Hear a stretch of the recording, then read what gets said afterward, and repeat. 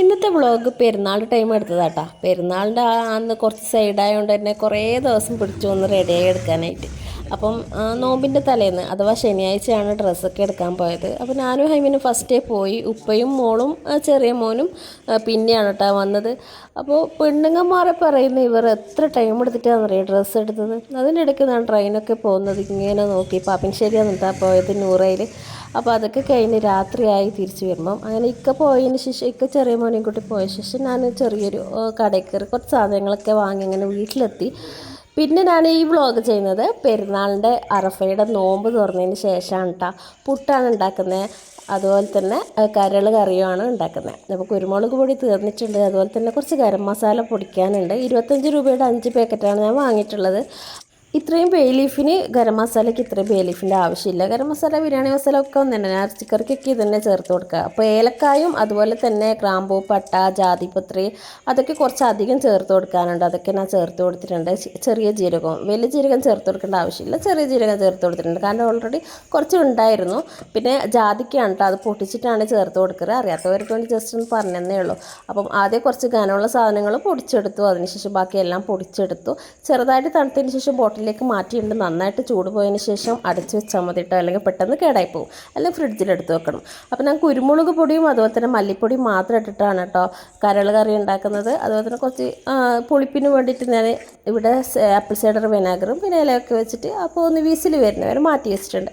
പുട്ടുണ്ടാക്കാൻ എന്തിനാണ് ഈ പാത്രം വെച്ചിരിക്കുന്നതെന്ന് വെച്ച് കഴിഞ്ഞാൽ ഞാൻ പുട്ടിങ്ങനെയാണ് കേട്ടോ ഉണ്ടാക്കൽ, ഗ്ലാസ് വെച്ചിട്ട്.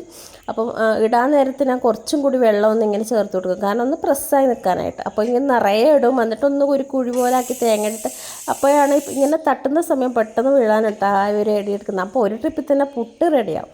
അപ്പോൾ രാവിലത്തേക്ക് ചിക്കൻ ഫ്രൈ, പെരുന്നാളിനേക്ക് ചിക്കൻ ഫ്രൈ റെഡിയാക്കാനുണ്ട്. അപ്പോൾ ഗ്രീൻ ചിക്കൻ ഫ്രൈ ആണ് ഞാൻ റെഡിയാക്കുന്നത്. ഒരു വെറൈറ്റി ആക്കുക, എപ്പോഴും നമ്മൾ ചുവപ്പ് ഫ്രൈ ഒക്കെ ഉണ്ടാക്കുന്നത്. അപ്പോൾ ഇന്നൊരു കളർ മാറ്റിയിട്ട് ഒരു ഗ്രീൻ ചിക്കൻ ഫ്രൈ ഉണ്ടാക്കാമെന്ന് വിചാരിച്ചിട്ട്. അപ്പോൾ കളറൊന്നും ചേർത്ത് കൊടുക്കുന്നില്ല, ഇലകളൊക്കെ വെച്ചിട്ട് തന്നെ നമ്മുടെ കറിവേപ്പിലയും മല്ലിയിലയും അതുപോലെ തന്നെ പുതിനയിലയും പച്ചമുളകും ഒക്കെ ചേർത്തിട്ടാണ് കേട്ടോ തയ്യാറാക്കിയത്. അപ്പോഴേക്കും പുട്ടും കറിയും റെഡി ആയിട്ടുണ്ട്, ചൂടോടെ കഴിക്കാമല്ലോ. അപ്പോൾ എല്ലാവരും കൂടി കഴിക്കുകയാണ്. അതിനുശേഷം ഞാൻ കിച്ചണൊക്കെ ക്ലീൻ ചെയ്ത് വെച്ചു. അതിനുശേഷം നോക്കുമ്പോൾ മക്കൾ ബെഡൊക്കെ പിരിച്ചിട്ട് അവരെ കടുത്തത്തിൻ്റെ തയ്യാറെടുപ്പിലാണ് കേട്ടോ.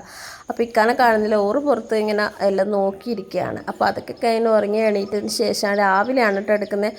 സുബീൻ്റെ ആ ടൈമൊന്നും എനിക്ക് ഫോൺ എടുക്കേണ്ട ഓർമ്മ ഉണ്ടായിട്ടില്ല. ഒരു 6 മണിയായപ്പോൾ ഉള്ളൂ ഫോൺ എടുത്തിട്ടില്ലല്ലോ എന്ന് ഓർമ്മ വന്നത്. അപ്പോൾ ഇവിടെ ഒരു 6:45 മുതൽ നിസ്കാരം സ്റ്റാർട്ടാകുന്നുണ്ട്. ഒരു 7 മണി, 7 മണിക്കുണ്ട്, 7:15, 8:15, 9:15, കുറേ പള്ളികളുണ്ട്, ഒരുപാട് സമയത്തുണ്ട്.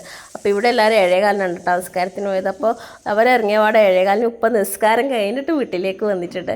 അപ്പോൾ ഇതൊക്കെ കഴിഞ്ഞ് കുറേ ആൾ ഈദുബാറൊക്കെ കുറേ ഗ്രൂപ്പൊക്കെ ഉണ്ട് കേട്ടോ. അതൊക്കെ നോക്കി ഒരു ഹാർട്ട് സിമ്പിൾ ഈദുബാറൊക്കെ പറയാം, ഹൈറുബാറൊക്കെ പറയാം. അതിൽ പറഞ്ഞു കഴിഞ്ഞിട്ട് ഞാനിങ്ങനെ ഇരിക്കുന്ന ടൈമാണ് ഉപ്പിമോനും നിസ്കാരം കഴിഞ്ഞിട്ട് വരുന്നത്. അപ്പോൾ ഏകദേശം ഒരു 8 മണിയൊക്കെ ആയിട്ടുണ്ട്. അപ്പോൾ 100 രൂപ കൊണ്ട് പോയി ചന്ത കണ്ടപാടെ 2-3 ചന്ത മാത്രമേ ഉള്ളൂ കേട്ടോ. ഇത് ന്യൂ വെർഷനാണെന്ന് പറഞ്ഞ് എടുക്കലോട് കൂടി അതിൻ്റെ ഒരു കൈ ഊരി പോകുന്നുണ്ട്. അപ്പോൾ അതപ്പം തന്നെ കരനോട് പോയിട്ട് മാറ്റിയെടുത്തിട്ടാണ് കേട്ടോ മൂപ്പർ വന്നത്.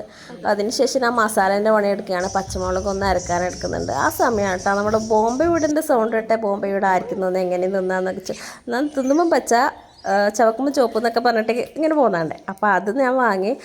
ഇതുവരെ കഴിച്ചിട്ടില്ല, ഒന്ന് ടേസ്റ്റ് ഒക്കെ എന്നിട്ട് കഷ്ണം കടിച്ച് ഞാൻ മുഴുവനും വായിലിടുന്നപ്പോൾ നല്ല അടിപൊളി നല്ല ടേസ്റ്റ് ഉണ്ടെന്ന് പറഞ്ഞാൽ. ഐഫ നല്ല ഉറക്കമാണ് കേട്ടോ. അവർ ചെറുങ്ങനെ ഒന്ന് സൈഡായി, അവർക്ക് ചെറിയ തൊണ്ടവേദനയൊക്കെ ഉണ്ടായിരുന്നു. അതിനുശേഷം ഞാൻ വിളിച്ചപ്പോൾ പണിയൊക്കെ കഴിയുമ്പോഴേക്ക് ഒരുപാട് പേര് കിടന്നവരൊക്കെ എണീച്ചു. ഐഫം പിന്നെ മിറർ സെൽഫി എടുക്കാനായിട്ട് കണ്ണാടിയൊക്കെ റെഡിയാക്കി ഫോട്ടോയൊക്കെ എടുത്തു. അതിനുശേഷം എൻ്റെ തൊട്ടപ്പുറമാണല്ലോ വീട്, അവിടെ പോയി വന്നത് എനിക്ക് ഓർമ്മയുള്ളൂ. അപ്പോൾ തന്നെ സൈഡായി പനിയും പിടിച്ച് കിടപ്പിലായിട്ടാണ്. അപ്പോൾ ഇതൊക്കെയാണ് പെരുന്നാൾ വിശേഷം. മറ്റൊരു വ്ളോഗിൽ കാണാം. ബായ്.